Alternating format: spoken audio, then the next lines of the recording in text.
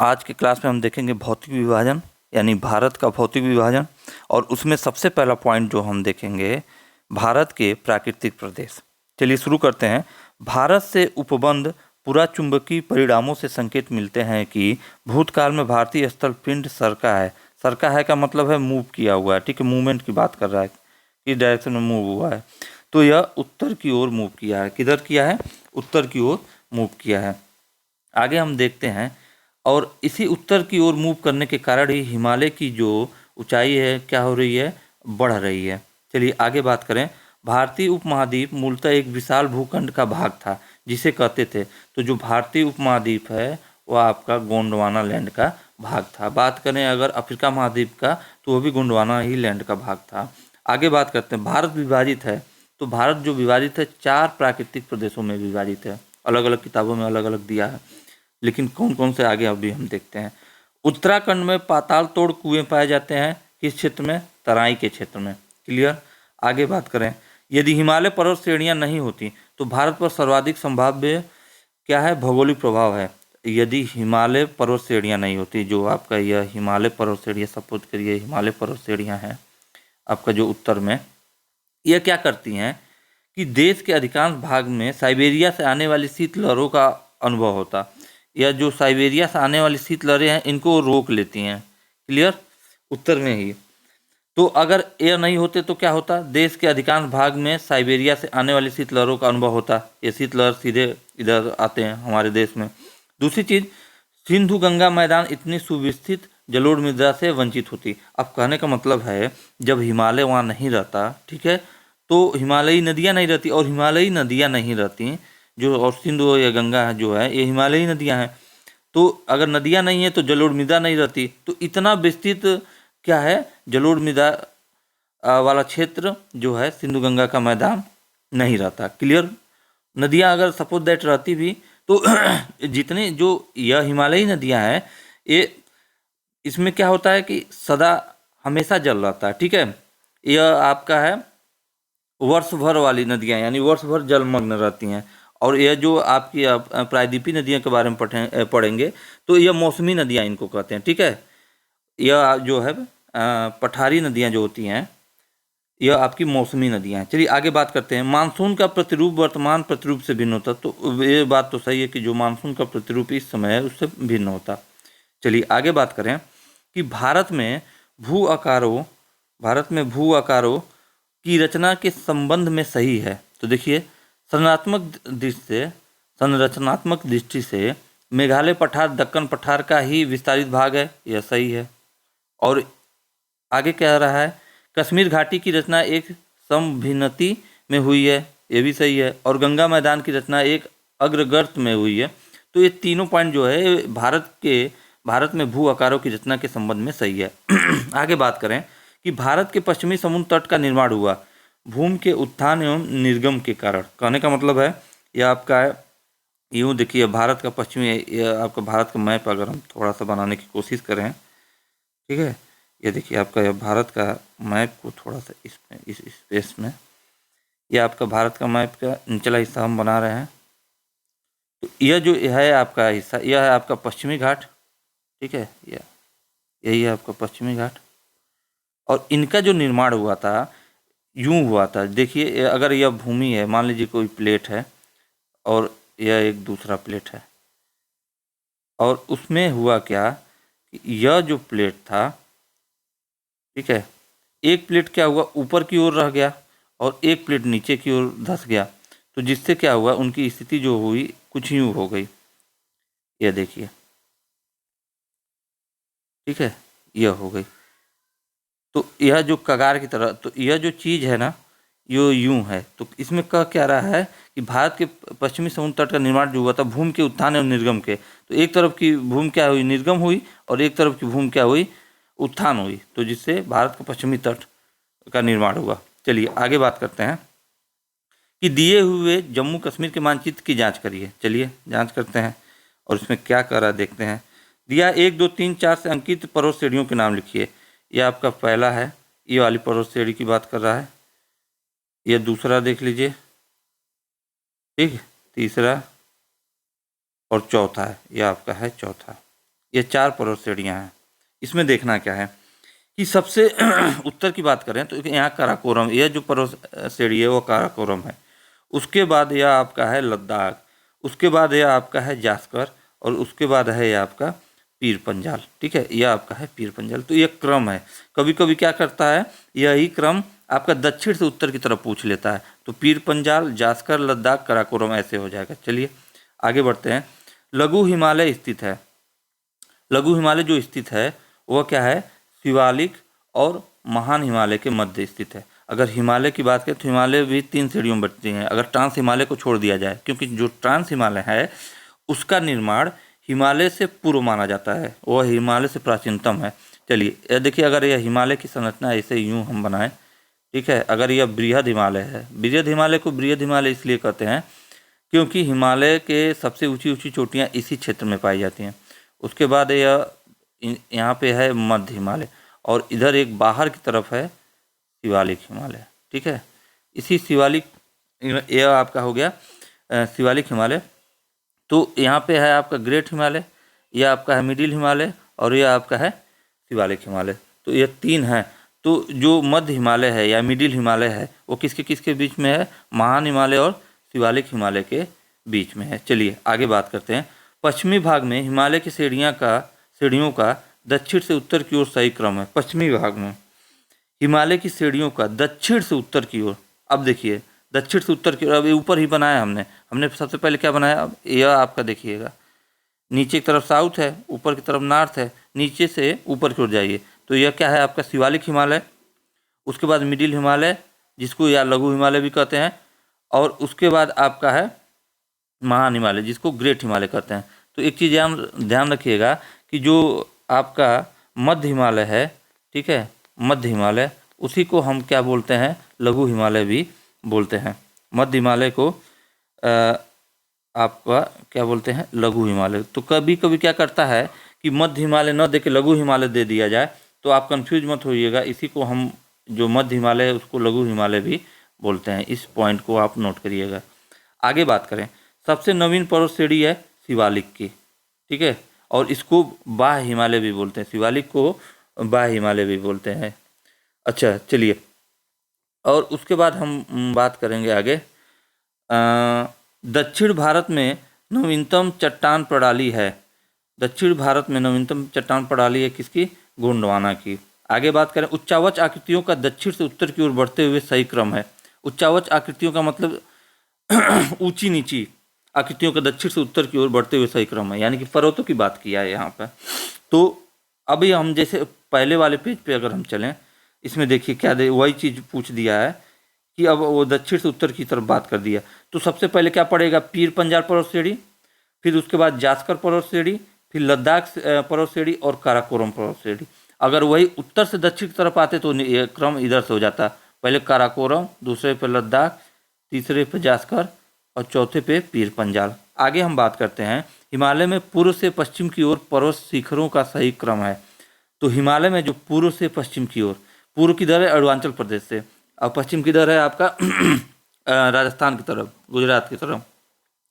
तो पूर्व से पश्चिम की तरफ, तो पूर्व में सबसे पहले अगर हिमालय में कंचनजंगा पड़ेगा जो कि सिक्किम में पड़ेगा, सिक्किम के बाद नेपाल में आपका एवरेस्ट आ जाता है, फिर अन्नपूर्णा आ जाएगा आपका, फिर आ जाएगा आपका धौलागिरी। तो इनका क्रम है पूर्व से पश्चिम की तरफ। पूर्वी हिमालय की तुलना में ट्री लाइन की ऊंचाई का मान पश्चिमी हिमालय में क्या होता है, कम होता है। पूर्व हिमालय की तुलना में जो पश्चिमी हिमालय में क्या होता है, ट्री लाइन का मान, ऊंचाई का मान जो होता है कम होता है, क्योंकि पूर्व हिमालय में या पूर्वी हिमालय में जो चोटियाँ होती हैं काफ़ी ऊंची ऊंची होती हैं, और पश्चिमी हिमालय में जो चोटियाँ होती हैं वो काफ़ी मतलब छोटी हैं या कम हैं, जिसके कारण इनके ट्री लाइन की ऊंचाई का मान भी क्या होता है, कम होता है। क्लियर। आगे बात करते हैं, हिमालय की पहाड़ी श्रृंखला में ऊंचाई के साथ साथ इन कारणों से वनस्पति में परिवर्तन आता है। तो जो हिमालय की पहाड़ी श्रृंखला में ऊंचाई के साथ साथ इन कारणों से वनस्पति में परिवर्तन आता है, मतलब जितनी ऊंचाई पर जाएंगे काफ़ी ऊंचाई पर जाएंगे वहाँ पेड़ पौधे नहीं मिलेंगे। तो रीजन क्या क्या है, जैसे जैसे ऊंचाई बढ़ेगी तापमान में गिरावट होगी, तो उसमें क्या होगा, वनस्पति में भी परिवर्तन आएगा।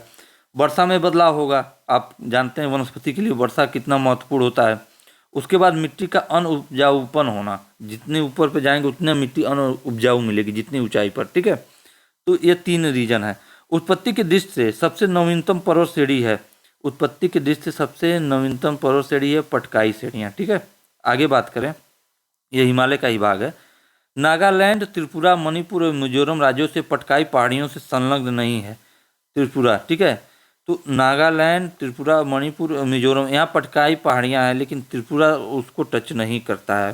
त्रिपुरा तो एक प्रकार से, अगर आपको मैप में मैंने दिखाया था पिछले मैप में, तो त्रिपुरा आपका 3 तरफ से बांग्लादेश से घिरा हुआ और एक तरफ से उसकी सीमा असम से लग रही है, ठीक है।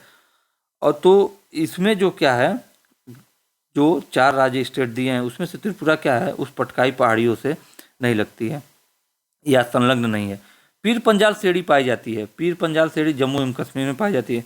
कश्मीर घाटी स्थित है, अच्छा कश्मीर घाटी देखिएगा, वृहत हिमालय व पीर पंजाल श्रेणियों के मध्य क्या स्थित है, कश्मीर घाटी। आगे बात करें, अक्साई चीन का भाग है लद्दाख पठार, ठीक है, अक्साई चीन का भाग है लद्दाख पठार। पश्चिमी हिमालय संसाधन प्रदेश के प्रमुख संसाधन है वन। जो पश्चिमी हिमालय संसाधन प्रदेश के प्रमुख संसाधन क्या है, वन है, ठीक है, इनका उपयोग संसाधन के रूप में होता है। ग्रेट हिमालय की ऊंचाई है 8,850 मीटर, ठीक है, और पहले क्या था 8,848 मीटर। जैसे हमने अभी ऊपर सबसे पहले ही पॉइंट में बताया था कि हिमालय की क्या हो रही है, ऊंचाई में वृद्धि हो रही है। अब तक इसमें 2 मीटर की ऊंचाई की वृद्धि हो चुकी है, ऐसा माना जा रहा है। और हिमाचल पर्यायवाची है मध्य हिमालय का, हिमाचल हिमालय बोलिए या मध्य हिमालय, ये भी बात एक ही है। आगे बात करते हैं हम, अब नंबर 2 पॉइंट पे चलेंगे। यहाँ पर हम देखेंगे नंबर 2 क्या है, उत्तर का पर्वतीय प्रदेश। अब हम देखेंगे उत्तर का पर्वतीय प्रदेश। इसमें देखिए कथन दिया है कि हिमालय से निकलने वाली सभी नदियाँ सतत वाहिनी है। जैसे हमने बताया था कि यह वर्ष भर इसमें जल रहता है, वर्ष भर ये बहती रहती हैं। और जो पठारी नदियाँ होती हैं यह क्या होती है, मौसमी नदियाँ होती हैं। तो ये बात कथन जो है ये तो सही ही है। कारण देखिए, हिमालय अपनी वर्षा का अधिकांश दक्षिणी पश्चिमी मानसून से प्राप्त करता है, ठीक है, हिमालय अपनी वर्षा का अधिकांश दक्षिणी पश्चिमी मानसून से प्राप्त करता है। तो यहाँ देखिए ए तथा आर दोनों सही हैं, बात तो सही है, परंतु आर जो है ये कारण जो है ए की सही व्याख्या नहीं कर रहा। क्यों नहीं कर रहा है, क्योंकि हिमालय से जो नदियाँ आती हैं वो सिर्फ मानसून से वर्ष या जल नहीं ग्रहण करती हैं। उसमें क्या होता है, जो हिमालय वाले क्षेत्र में जो जहाँ से यह नदियों का उद्गम स्थल है वहाँ ग्लेशियर हैं, ग्लेशियर बर्फीले क्षेत्र को बोलते हैं, ठीक है, बर्फ से ढके हुए बड़े बृहद क्षेत्र को ग्लेशियर बोलते हैं। और जब वो बर्फ पिघलते रहते हैं और वह जल के रूप में नदियों में क्या है, बहते रहते हैं, तो वहाँ जो हिमालयी नदियाँ हैं उसमें जल का जो स्रोत है मानसून के साथ साथ क्या है, ग्लेशियर का भी उस पर प्रभाव है, यानी बर्फ का भी प्रभाव है, ठीक है। आगे बात करते हैं, हिमालय से निकलने वाली नदियाँ सतत वाहिनी है, ये तो हो गया, ठीक है, ये तो हम जानते हैं। हिमालयी नदियों का उद्गम स्रोत हिमानियों में स्थित है, और ये भी बात सही है। तो ए और आर दोनों सही हैं और आर ए की पुष्टि करता है। मैंने बताया नदियों में स्रोत हिमानियों मतलब हिमनद, हिमनद मतलब ग्लेशियर इंग्लिश में बोले तो। आगे बात करें, हिमालय की रचना समांतर वलय श्रेणियों से हुई है, जिसमें से प्राचीनतम श्रेणी है। अब देखिए हिमालय के जैसे हमने रचना की बात किया, ये 3 श्रेणियाँ हैं हिमालय में, ये एक बीच वाला बनाता हूँ और ये बाहर वाला एक, ठीक है। तो यह जो है आपका बृहत हिमालय या ग्रेट हिमालय इसको बोलते हैं, इसको हम बोलते हैं मिडिल हिमालय या लघु हिमालय, और इसको हम बोलते हैं शिवालिक हिमालय। तो इन तीनों में पूछ रहा है सबसे प्राचीनतम श्रेणी कौन सी है, तो इन तीनों सबसे प्राचीनतम श्रेणी जो है वह बृहत हिमालय है, यानी कि जिसको इंग्लिश में बोलेंगे ग्रेट हिमालय। क्लियर।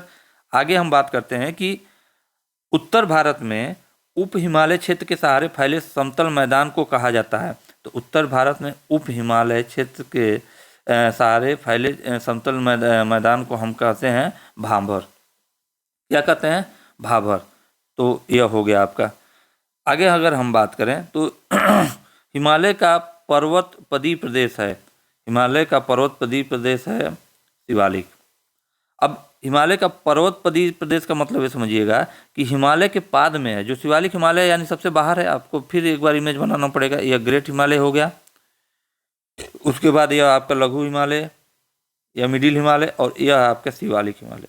तो अगर हम पाद का मतलब क्या होता है, अगर हम कहें पर्वत पाद या गिरिपाद, तो गिरिपाद मतलब इस वाले क्षेत्र को आप गिरिपाद बोलेंगे। जो पर्वत के पैर वाले क्षेत्र की बात करें, पद नीचे वाले क्षेत्र की, तो यह गिरिपाद क्षेत्र है। तो उसी तरह हिमालय कह रहा है, हिमालय का पर्वतीय प्रदेश जो है, पर्वतपदीय प्रदेश, वह हो जाएगा आपका शिवालिक। क्लियर। आगे हम बात करते हैं। आगे अगर हम देखेंगे कि शिवालिक श्रेणी का निर्माण हुआ था, तो वह हुआ था आपका सेनोजोइक युग में। किसमें हुआ था? सेनोजोइक युग में। शिवालिक श्रेणियों की ऊंचाई है 850 से 1200 मीटर के मध्य। जो शिवालिक श्रेणियों की ऊंचाई है 850 से 1200 मीटर के मध्य। शिवालिक शैल समूह के दक्षिण में भाबर क्षेत्र उदाहरण है किसका? गिरिपद की स्थिति का भाबर क्षेत्र। यह देखिए यह आपका मान लीजिए कोई है पर्वत है, और इस वाले क्षेत्र को हम क्या बोलते हैं? जो पर्वत से छोटे छोटे पत्थर या छोटे बड़े पत्थर जो टूट के आ जाते हैं और इनके नीचे से नदियाँ क्या होती है, बहती रहती हैं। तो यह वाला जो क्षेत्र है मैदान की तरह तो रहेगा, लेकिन यहाँ क्या होगा, जो पर्वत के खंड यहाँ रहते हैं उसके शैल खंड यहाँ आपको मिलेंगे। ठीक है। तो जो भाबर क्षेत्र हो गया, उसके बाद आगे जब बढ़ते हैं ना, तो यह जो क्षेत्र आता है उसको तराई बोलते हैं। उसके बाद आप जब आएंगे आगे बढ़ेंगे तो उसके बाद आपको मिलता है खादर क्षेत्र। क्या मिलेगा? खादर। और उसके आगे जब आप जाएंगे तो आपको मिलेगा बांगर क्षेत्र। ठीक है। तो इतनी सारी पॉइंटें हम कवर कर रहे हैं एक पॉइंट के अंतर्गत। चलिए आगे बात करें। तो आपको भाबर क्षेत्र समझ में आ गया होगा। उदाहरण है गिरिपद की स्थिति में, यानी कि पर्वत के जो सबसे निकटतम स्थिति होती है वह भाबर की होती है। जो नदियाँ निकलेंगी पर्वतों का क्या विखंडन करते हुए, वहाँ से अपने साथ बड़े बड़े शैलखंड लेकर आएंगी और उनको क्या करेंगे, पर्वतों के पाद में जमा कर देंगी, और इसी क्षेत्र को हम बोलते हैं भाबर क्षेत्र। क्लियर। आगे बात करेंगे। उत्तराखंड, उत्तर प्रदेश, सिक्किम एवं हिमाचल प्रदेश में से हिमालय पर्वत श्रेणियाँ हिस्सा नहीं है। देखिए कह रहा है उत्तराखंड, उत्तर प्रदेश, सिक्किम एवं हिमाचल प्रदेश में से हिमालय पर्वत श्रेणियाँ हिस्सा नहीं। किसका नहीं हिस्सा है? उत्तर प्रदेश का। ठीक है। उत्तर प्रदेश क्या है आपका, हिमालय पर्वत श्रेणियों का हिस्सा नहीं। बात सही है। यहाँ कोई भी हिमालय वाली जो है क्या बोलते हैं पहाड़ नहीं पाए जाते। जैसे उत्तराखंड में आप जाएंगे हिमालय का विस्तार उसमें भी मिलेगा, सिक्किम में भी है, हिमाचल प्रदेश में भी है, लेकिन उत्तर प्रदेश में हिमालय का विस्तार नहीं है, यानी पर्वत श्रेणियों का हिस्सा नहीं है। हिमालय के तरुण वलित पर्वत या नवीन मोड़दार पर्वत के साक्ष्य कहे जा सकते हैं। ठीक है। लोग बोलते हैं जो हिमालय क्या है, यह न्यू फोल्डेड माउंटेन का उदाहरण है, तरुण वलित पर्वत का निर्माण है, नवीन मोड़दार पर्वत का उदाहरण है। ऐसा क्यों? इसको हम किस साक्ष्य पे कह सकते हैं? यहाँ जो है गहरे खड्डे देखने को मिलेंगे, यू घुमाव वाले नदी मार्ग मिलते हैं, समानांतर पर्वत श्रेणियाँ देखिएगा, जैसे ग्रेट हिमालय, मध्य हिमालय, शिवालिक हिमालय, समानांतर पर्वत श्रेणियाँ हैं। भूस्खलन के लिए उत्तरदायी तीव्र ढाल प्रवणता। तो इतनी पॉइंटें जो हैं आपके क्या बोलते हैं, हिमालय को नवीन मोड़दार पर्वत करने के लिए, प्रूव करने के लिए काफ़ी हैं। चलिए आगे बात करें हम दक्षिण एवं मध्य भारत की पर्वत श्रेणियाँ एवं पहाड़ियाँ। नंबर अब इसी में हम जो उच्चावच में क्या देख रहे थे भौतिक विभाजन में, अब आ गए हम तीसरे नंबर पे, दक्षिण एवं मध्य भारत की पर्वत श्रेणियाँ एवं पहाड़ियाँ। तो यह तीसरा पॉइंट में देखेंगे। भारत में सबसे प्राचीन पर्वत श्रृंखला है अरावली का। ठीक है। भारत में सबसे प्राचीन पर्वत श्रृंखला है अरावली का, और अगर पूछ ले सबसे नवीन तो वह हो जाएगा हिमालय का।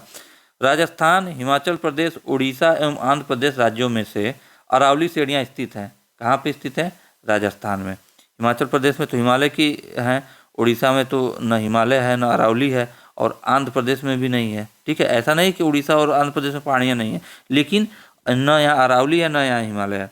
तो जितने ऑप्शन दिए हैं उस ऑप्शन में सिर्फ केवल राजस्थान में ही अरावली का विस्तार है। अगर देखें तो इसका थोड़ा हिस्सा गुजरात में और थोड़ा हिस्सा हरियाणा और हल्का सा दिल्ली में भी है। चलिए, अरावली श्रेणियों की अनुमानित आयु है 570 मिलियन वर्ष पूर्व इसको माना जाता है। रेजिडुअल पर्वत उदाहरण है किसका? अरावली का। दक्षिण भारत की सबसे ऊंची चोटी है अनाईमुडी, इसको याद रखिएगा। दक्षिण भारत की जो सबसे ऊंची चोटी है अनाईमुडी, और यह अन्नामलाई पर्वत पे है। क्या है? यह है चोटी। अब पर्वत के नाम पूछे तो वह हो जाएगा आपका अन्नामलाई। भारतीय प्रायद्वीप की सबसे ऊंची चोटी अनाईमुडी। प्रायद्वीप की अब समझिएगा, हिमालय की बात नहीं कर रहा है। यह जो क्षेत्र है, यह जो क्षेत्र नीचे यूँ आप देख रहे हैं जो तीन तरफ से जल से घिरा हुआ है, यह आपका प्रायद्वीपीय क्षेत्र है। कोई जो स्थलखंड का ऐसा टुकड़ा जो 3 तरफ से जल से घिरा उसको प्रायद्वीप बोलते हैं। तो भारतीय प्रायद्वीप की सबसे ऊंची चोटी यानी इन क्षेत्रों में, हिमालय की बात नहीं हो रही है। तो जब हिमालय हट गया तो आपका, अब एक चीज जान लीजिएगा, हिमालय जो है वो प्रायद्वीप में नहीं आता है, भारत का प्रायद्वीप में नहीं आता है, ठीक है। तो जो प्रायद्वीप की बात करा, इस क्षेत्र में सबसे ऊंची चोटी कौन सी है, वही है अनाईमुडी। और किस पर्वत पे, अन्नामलाई में। और कहाँ स्थित है, केरल में। आगे अगर हम बात करें कि नर्मदा एवं ताप्ती नदियों के मध्य स्थित है क्या, सतपुड़ा श्रेणियाँ।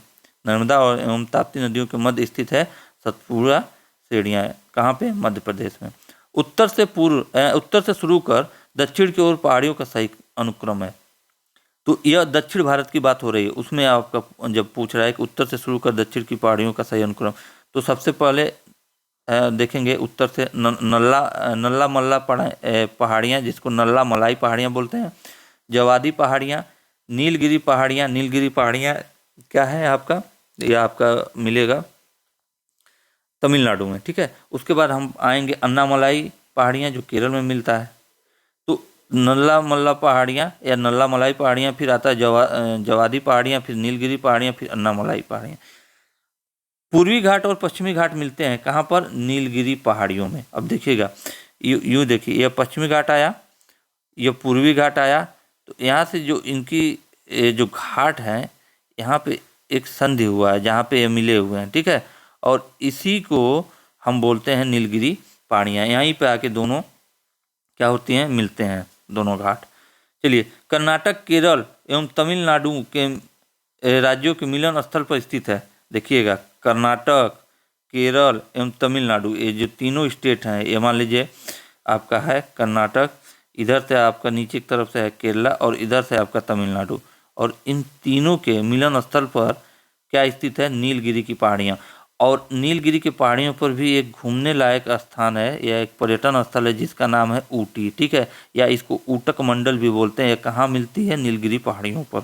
यह कहाँ अवस्थित है, नीलगिरी पहाड़ियों पर। नीलगिरी पर्वतमाला स्थित है कहाँ पे, केरल, कर्नाटक एवं तमिलनाडु राज्यों में। तो ये क्लियर हो गया, क्योंकि इनके क्या है, मिलान बिंदु पर ही स्थित है। और यह क्या है, आपका पूर्वी और पश्चिमी घाटों का संधि है, यानी यहीं पे ये पूर्वी घाट और पश्चिमी घाट आकर मिलते हैं।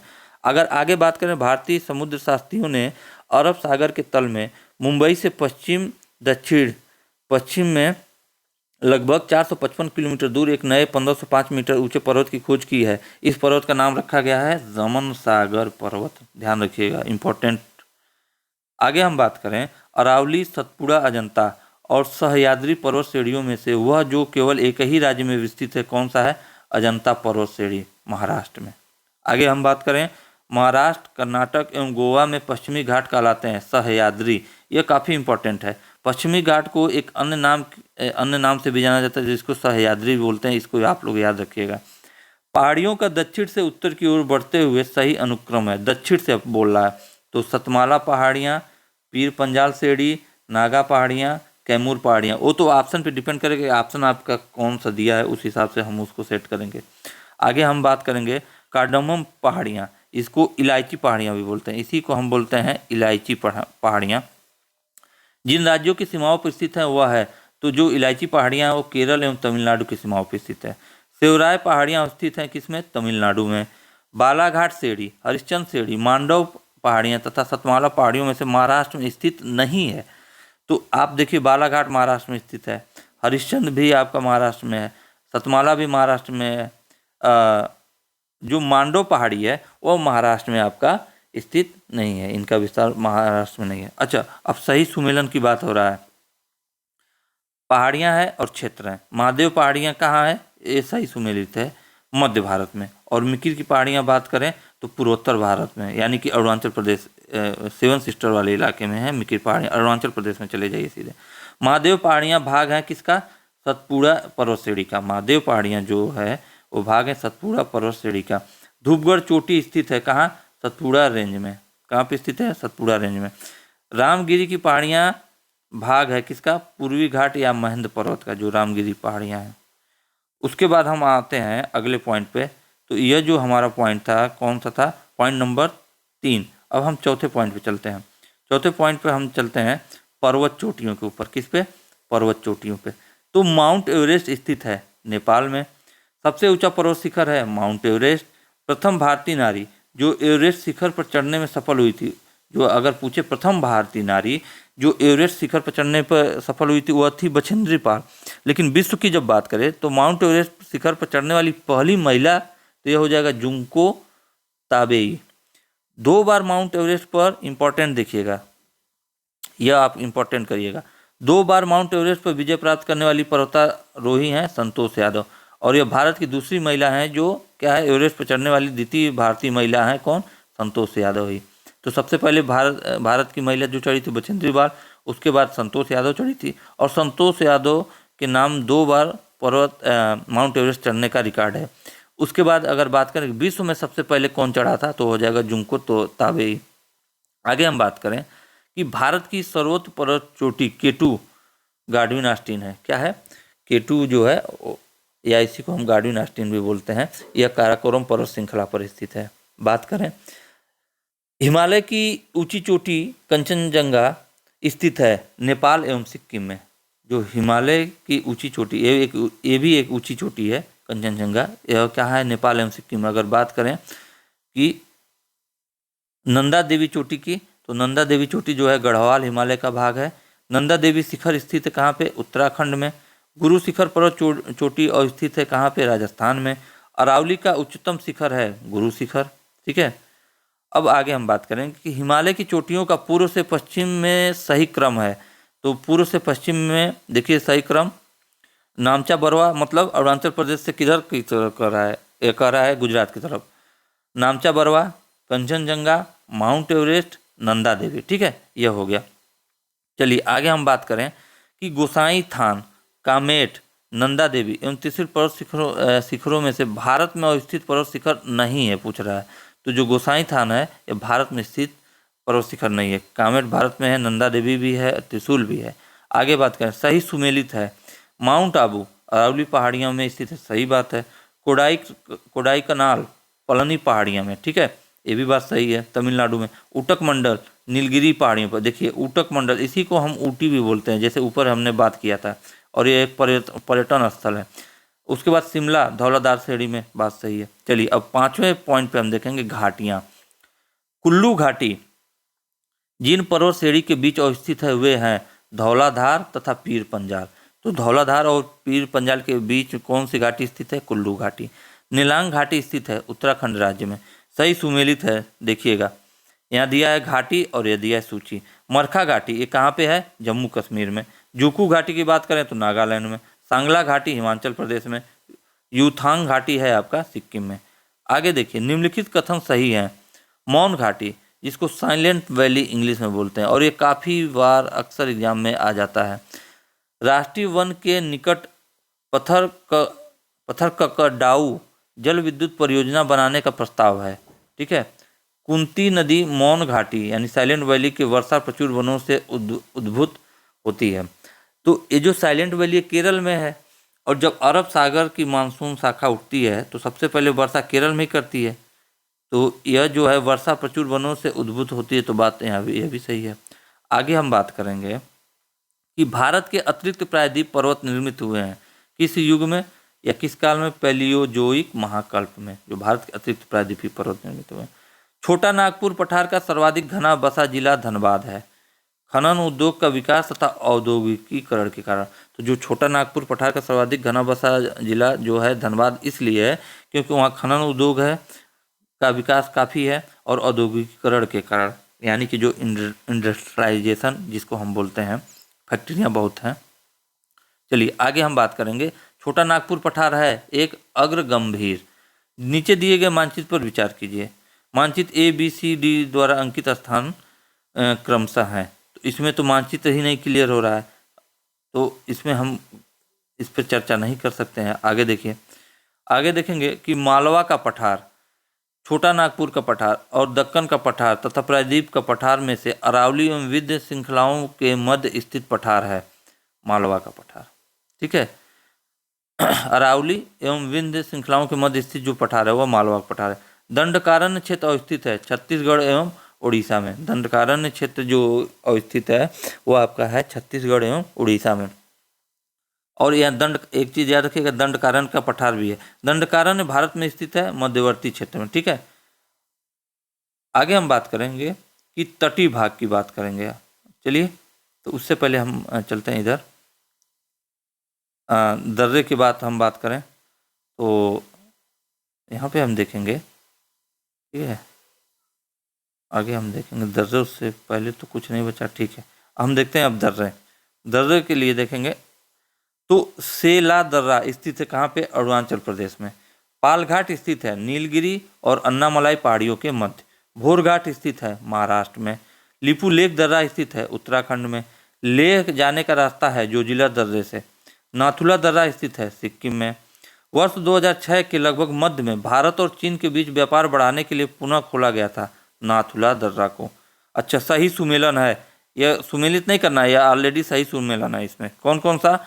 जो यह माड़ा दर्रा है यह उत्तराखंड में है। जोजिला दर्रा जम्मू एवं कश्मीर में। बेनिहाल दर्रा जम्मू एवं कश्मीर में। नाथुला आपका सिक्किम में है और नीति आपका उत्तराखंड में है। यह भी सही सुमेलन है, सुमेलित नहीं करना है। बुमला अरुणाचल प्रदेश में है। जेलेपला सिक्किम में है। मुलिंगला उत्तराखंड में है। सिपकीला यह आपका हिमाचल प्रदेश में है। रोहतांग दर्रा स्थित है हिमाचल प्रदेश में। माना दर्रा स्थित है उत्तराखंड में। पर्वतीय दर्रों का पश्चिम से पूर्व का सही क्रम है सिपकीला, लिपू लेक, नाथुला और बोमडीला। चलिए, अगर हम बात करें आगे तो देखेंगे हिम रेखा एवं हिमनद के ऊपर हम बात करते हैं। हिमालय में हिम रेखा क्या है? 4300 से 6000 मीटर के बीच पूर्व में माना जाता है, ठीक है। तो हिमालय में क्या होता है? हिम रेखा, जैसे हिमालय की, जैसे मान लीजिए हिमालय है, ये पहाड़ है, तो इसमें क्या है, जब ऊंचाई इसकी, ठीक है, यह आपका हो गया ऊंचाई 4300 ऊंचाई तक आ गए आप, 4300 मीटर की ऊंचाई तक, और यहाँ से 6000 मीटर की ऊंचाई के मध्य इस लाइन को हम क्या बोलते हैं? हिम रेखा। क्लियर? आगे हम बात करते हैं। आगे देखिए, हम चर्चा करते हैं। सबसे बड़ा हिमनद है सियाचिन, या सबसे बड़ा ग्लेशियर जो बोलते हैं सियाचिन ग्लेशियर। चौराबाड़ी ग्लेशियर स्थित है केदारनाथ मंदिर के उत्तर में। हिमालय के हिमनदों के पिघलने की गति क्या है? सबसे अधिक है। जो हिमालय के ग्लेशियर हैं इनके पिघलने की गति सबसे तेज है उत्तराखंड के। और ऐसा क्यों? क्योंकि ग्लोबल वार्मिंग बढ़ रहा है, जिसके कारण क्या है? ग्लेशियर पिघल रहे हैं। उत्तराखंड के कुमायूं प्रक्षेत्र में अवस्थित हिमनद है मिलाम हिमनद। तो जो उत्तराखंड के कुमायूं प्रक्षेत्र में अवस्थित हिमनद है वो मिलाम हिमनद है, इसको ध्यान रखिएगा आप लोग। चलिए, आगे हम बात करते हैं पठार की। पठार में देखेंगे कि भारत के दक्कन के पठार पर बैसाल्ट निर्मित लावा शैलों का निर्माण हुआ है। किस युग में? क्रिटेशियस युग में। मेघालय का पठार भाग है किसका? प्रायद्वीपीय खंड का। आगे आप देखिएगा, नीचे दिए गए मानचित्र पर ध्यान दीजिए, ठीक है। भारत के तटीय क्षेत्र पर ये भाग किसका घोतक है या किसको सूचित करते हैं? अंतर्जलीय उच्चावच रेखा को। यह जो शो कर रहे हैं ये अंतर्जलीय उच्चावच रेखा को ये शो कर रहे हैं, ठीक है। यूं ये देखिए आप। आगे हम देखेंगे जंजीरा, उडुपी, ओरोविले तथा तुतिकोरिन शहरों में से भारत के पश्चिमी तट पर अवस्थित है जंजीरा और उडुपी। भारत के बोला पश्चिमी तट पे, यानी कि इस वाले इलाके में। ये भारत है, अगर ऐसे ही हम बनाए तो इस वाले इलाके में पूछ रहा है। सुमेलित है, सुमेलित नहीं करना, सुमेलित ऑलरेडी है। अब देखिए, सागर पुलिन और यह राज्य है। दीघा देखिए किस में है? आपका पश्चिम बंगाल में। गोपालपुर उड़ीसा में। कलांगुट आपका गोवा में है। अब मरीना क्या है आपका? तमिलनाडु में। ये बीच की बात कर रहा है। सागर पुलिन का मतलब होता है बीच, ठीक है। चलिए, आगे हम बात करेंगे कि तमिलनाडु व आंध्र प्रदेश के तट का नाम है कोरोमंडल। तमिलनाडु और आंध्र प्रदेश के तट का नाम है कोरोमंडल। भारत के तटों में कृष्णा डेल्टा एवं केप कमोरिन के मध्य स्थित है कोरोमंडल तट। भारत के तटों में कृष्णा डेल्टा एवं केप कमोरिन के मध्य स्थित है कोरोमंडल। केप कमोरिन के नाम से भी जाना जाता है कन्याकुमारी, ठीक है। तो कन्याकुमारी केप कमोरिन के नाम से भी जाना जाता है। चलिए, अगर आप आगे हम बात करेंगे तो अब हम देखेंगे द्वीप समूह की। तो सबसे पहले हम देखेंगे बंगाल की खाड़ी के द्वीप समूह। अंडमान और निकोबार द्वीप समूह का सर्वोच्च शिखर पल्याण शिखर सैडल पीक स्थित है। जो पहले सबसे पहले जानिए, जो अंडमान और निकोबार द्वीप समूह ये बंगाल की खाड़ी वाले हिस्से में आते हैं और इसकी जो सबसे ऊंची शिखर है जो सैडल पीक, वह स्थित है उत्तरी अंडमान में। अंडमान और निकोबार द्वीप समूह स्थित है किसमें? बंगाल की खाड़ी में। अब बंगाल की खाड़ी के द्वीप समूह पड़ रहे हैं तो बंगाल की खाड़ी में ही स्थित होगा। अंडमान निकोबार द्वीप समूह में द्वीपों की संख्या लगभग कितनी है? 220। यह डाटा चेंज होता रहता है। 10 डिग्री चैनल पृथक करता है, ठीक है, अंडमान को निकोबार द्वीप से। तो अंडमान और निकोबार के बीच 10 डिग्री चैनल है। 10 अंश जलमार्ग द्वारा आपस में पृथक किया जाता है अंडमान एवं निकोबार को, जो कि दिया ही है।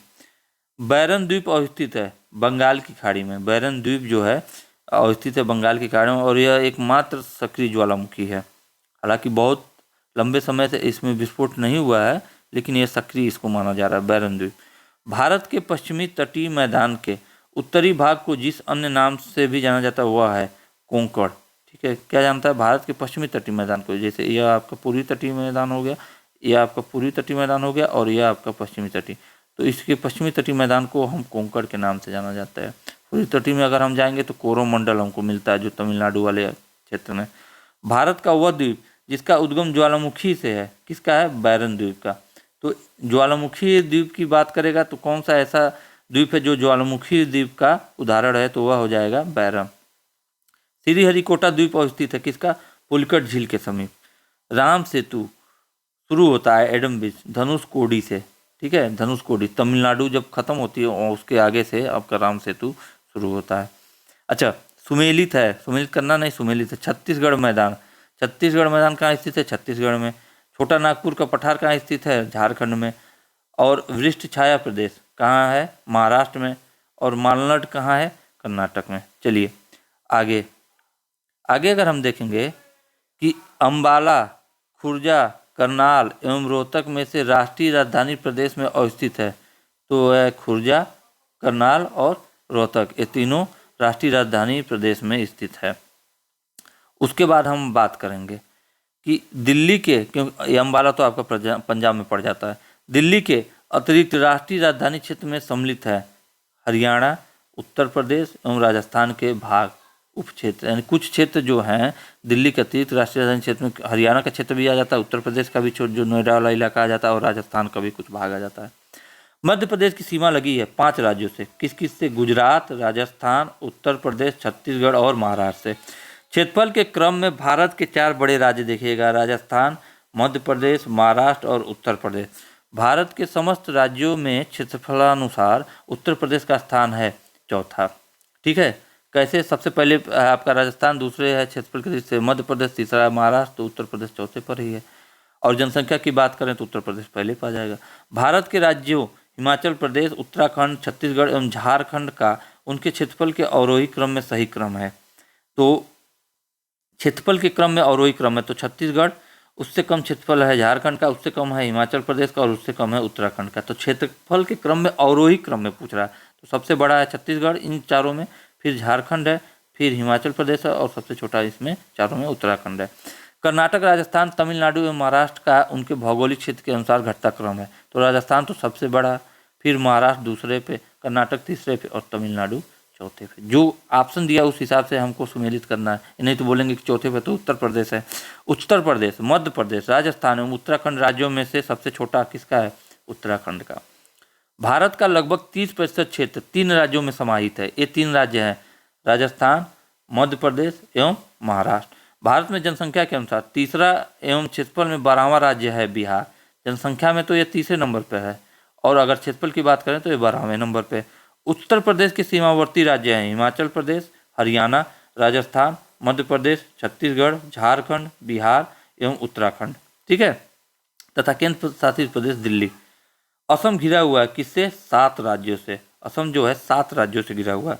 महाराष्ट्र, बिहार, उड़ीसा एवं आंध्र प्रदेश में से छत्तीसगढ़ की सीमा उभयनिष्ठ नहीं है। तो किसके साथ सीमा नहीं लगता है? वह है आपका बिहार के साथ। महाराष्ट्र से भी छत्तीसगढ़ की सीमा टच करती है, आपका उड़ीसा को भी टच करती है और आंध्र प्रदेश को भी टच करती है, ठीक है। आगे अगर हम बात करें कि दिल्ली, जोधपुर, नागपुर एवं बेंगलुरु में से माध्य समुद्र तल से ऊंचाई अधिकतम है किसकी? बेंगलुरु की। राजस्थान के मरु क्षेत्र के लिए सही कथम है, मरु क्षेत्र, मरुभूमि या जो रेगिस्तान बोलते हैं जिसको, यह विश्व का सबसे घना बसा मरुस्थल है, सही बात है। अगर पूछे कि विश्व की सबसे अधिक आबादी वाला मरुस्थल कौन सा है, तो वह है राजस्थान का मरुस्थल, जिसको हम बोलते हैं थार। यह लगभग 10,000 वर्ष पुराना है, जिसका कारण अत्यधिक मानवीय हस्तक्षेप रहा है, जिसके कारण यहाँ केवल 40 से 60% क्षेत्र ही कृषि हेतु उपयुक्त है। शुद्ध बोए गए क्षेत्र में वृद्धि के कारण चारागाह क्षेत्र के विस्तार पर कुप्रभाव पड़ा है। क्लियर। चलिए आगे हम देखते हैं। आगे हम अगर देखेंगे तो यहाँ पर एक पॉइंट और आपका बचा है इसमें, इस पॉइंट से द्वीप समूह से तटीय भाग। अब हम चर्चा करेंगे तटीय भाग। तो भारत की तट रेखा के ऊपर बहुत अच्छे से ध्यान रखिएगा। भारत का औसत समुद्र तल नापा जाता है कहाँ से, चेन्नई के तट से। अब क्या हो गया, अब कभी कभी एग्जामों में मुंबई भी आने लगा, क्योंकि अब मुंबई से भी इसकी औसत समुद्र तल की ऊंचाई ले जा रही है। भारत के प्रादेशिक जल क्षेत्र का विस्तार है तट से 12 समुद्री मील तक। मान लीजिए यह तट है और यहाँ से 12 नाटिकल मील तक क्या है आपका, समुद्री मील तक क्या है, प्रादेशिक जल क्षेत्र इसको हम बोलते हैं। इनके अंदर जो क्षेत्र आएगा जल का, यह प्रादेशिक जल क्षेत्र है, और इस क्षेत्र पर भारत का संपूर्ण अधिकार होता है किसी भी मायने में। ठीक है। आगे हम बात करें, भारत की तट रेखा की कुल लंबाई है लगभग 7500 किलोमीटर। अब इसका कहने का मतलब तट रेखा का मतलब यह गुजरात से लेकर या इधर आंध्र प्रदेश तक। ठीक है, ये सब तट रेखा है। और उसके बाद आपका है क्या, अगर इसमें अभी हमने द्वीपों को शामिल नहीं किया है, तो इनका क्या है आपका टोटल तट रेखा की लंबाई जो है आपका 7500 किलोमीटर। भारत में सबसे अधिक लंबा समुद्री तट है गुजरात राज्य का। जैसे हमने बताया ना, गुजरात से यहाँ से शुरू होता है, 9 राज्य जो है तट जिनका सीमा तटीय सीमा बनाती है। भारत में तट रेखा से लगे राज्य हैं कितने, 9। देखिए नीचे दिया हुआ है। प्राचीन भारतीय ऐतिहासिक भूगोल में रत्नाकर नाम सूचक है इसका हिंद महासागर। तो हिंद महासागर को रत्नाकर नाम से भी जाना जाता था। पश्चिमी तट की बात करें, भारतवर्ष के पश्चिमी तटीय शहरों कन्नूर, नागरकोइल, जंजीरा एवं सिंधुदुर्ग का उत्तर से दक्षिण में सही क्रम है। उत्तर से दक्षिण में मतलब ऊपर से नीचे की तरफ आइए, तो जंजीरा, फिर कन्नूर, फिर नागरकोइल, फिर सिंधुदुर्ग। आपको यत्र तत्र कुछ अनोखे डेनमार्क वासी मिल जाएंगे, परंतु उसका कारण यह है कि डेनमार्क की चौकी हुआ करती थी। यह अनूठा नगर, उसका दुर्ग और सुंदर गिरजाघर, नया जेरूसलम, सूनी सड़कें और उजड़ तटाग्र सब मिलकर अद्भुत रत्न बन जाते हैं। इस उक्ति में वर्णित स्थान है किस पर, तमिलनाडु तट पर। ठीक है। अगर हम आगे बात करें अरब सागर के द्वीप समूह की, तो लक्षद्वीप स्थित है किसमें, अरब सागर में। देखिएगा यह आपका यूं अगर इंडिया हम बनाएं तो इधर जो है आपका अंडमान और निकोबार द्वीप समूह वाले जितने भी द्वीप हैं, यह है आपकी बंगाल की खाड़ी वाले, क्या है, बंगाल की खाड़ी। और इधर के जो द्वीप समूह है यह आपका अरब सागर क्षेत्र है। तो यहाँ जो द्वीप समूह मिलेंगे, जो आपका लक्षद्वीप है, यह आपका है अरब सागर शाखा में। तो लक्षद्वीप स्थित है कहाँ, अरब सागर में। भारत का प्रवाल द्वीप है लक्षद्वीप। लक्षद्वीप क्या है आपका, यह एक प्रवाल द्वीप है। प्रवाल क्या है, एक प्रकार की जलीय जीव होती है। ठीक है, जिसके मरने से क्या होता है, इस द्वीप का निर्माण होता है। तो इसमें क्या होता है कि जब कई प्रवाल, ठीक है, जिसको मूंगा भी बोलते हैं, अगर बोलेंगे तो मूंगा द्वीप, तो यही है। तो एक जलीय जीव होते हैं और यह क्या होते हैं, कैल्शियम कार्बोनेट के बने होते हैं। तो जब ये मर जाते हैं तो ये एक दूसरे के ऊपर जमा होने लगते हैं। ठीक है, और जमा होते होते क्या होता है, इनका जो क्षेत्र होता है यह जल से ऊपर की तरफ उभर जाता है। ठीक है, और यह एक द्वीप का निर्माण कर लेते हैं। इसलिए इसको हम बोलते हैं भारत का प्रवाल द्वीप या मूंगा द्वीप इसको बोलते हैं। भारत में नहीं, ऑस्ट्रेलिया में, हर जगह, कई जगहों पे मिलता है। लक्षद्वीप टापू अवस्थित है कहाँ पर है, दक्षिण पश्चिम भारत में। लक्षद्वीप जो है वो तो पता है दक्षिण पश्चिम भारत में है। द्वीपों का समूह लक्षद्वीप है प्रवाल उत्पत्ति का। तो जो द्वीपों का समूह लक्षद्वीप है, तो लक्षद्वीप जो है द्वीपों का समूह तो है, लेकिन किस प्रकार के द्वीप है, प्रवाल की उत्पत्ति का है। यहाँ यह जो है ये प्रवालों के कारण ये इस द्वीप का निर्माण हुआ है। लक्षद्वीप में है कितने, टोटल 36 द्वीप। भटकल, अरनाला, मिनिकॉय एवं हेनरी द्वीपों में से भारतीय तट रेखा के सुदूरवर्ती द्वीप की श्रेणी में आता है। कौन सा, मिनिकॉय द्वीप। आगे हम बात करें, भारत एवं श्रीलंका के मध्य स्थित द्वीप है रामेश्वरम। एक द्वीप पर निर्मित भारत का बड़ा नगर है मुंबई। भारत का सर्वाधिक आबादी वाला द्वीप है सालसेट। तो साल्सेट जो है भारत का सबसे आबादी वाला द्वीप है और इसी द्वीप पर स्थित है आपका क्या, मुंबई जो थी साल्सेट द्वीप पर स्थित है। सही सुमेलन है, सुमेलित नहीं करना, ये सुमेलन सही है। वेयंत सयोधर कच्छ की खाड़ी, पीरम खंबात की खाड़ी, ये द्वीप का नाम है सब, ठीक है। और इनकी लोकेशन बता रहा है। द्वारका जो है आपका अरब सागर तट पर है और द्वीप की बात करें जो दमन द्वीप काठियावाड़ तट पर। कच्छ के अब देखिए कोरी क्रीक निवेशिका स्थित है कच्छ के रन में। सरक्रिक विवाद किसके किसके बीच में है, भारत और पाकिस्तान देशों के मध्य जो विवाद है वो सरक्रिक विवाद है। क्लियर। चलिए आज का लेक्चर यहीं समाप्त होता है। आशा करता हूँ यह वीडियो आपको बहुत ही अच्छी लगी होगी। फिर मिलेंगे अगले वीडियो में, तब तक के लिए जय हिंद जय भारत।